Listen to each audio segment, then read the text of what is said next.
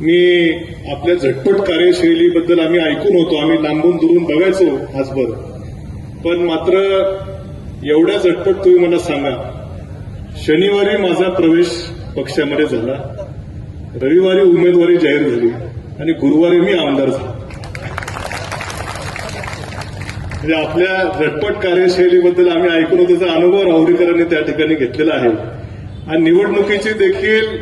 मी आपल्या सर्वांना, या ठिकाणी उपस्थित असलेल्या सर्वांना आवर्जून सांगू इच्छितो की तिकीट मिळण्यापासून पुढच्या अर्ज भरण्याची प्रक्रिया असेल आणि अर्ज काढण्याचा दिवस असेल, तो तुम्ही टीव्हीवरती बघितला असेल. या सर्व प्रक्रियेमध्ये सर्वात सिंहाचा वाटा कुणी उचलला असेल तर तो आदरणीय विखे पाटील साहेबांनी उचललेला आहे, हे आपण सर्वांनी बघितलेलं आहे. खरं 5 वर्ष विधानसभेमध्ये मी होतो, आता मी पुन्हा आलो,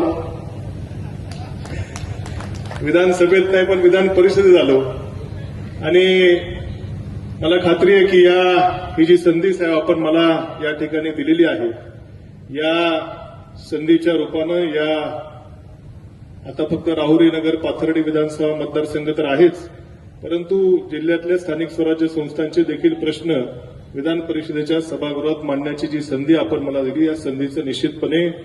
सार्थक करून दाखवल्याशिवाय राहणार नाही, अशी ग्वाही आपल्याला आम्हा सर्वांच्या उपस्थितीत या ठिकाणी देतो.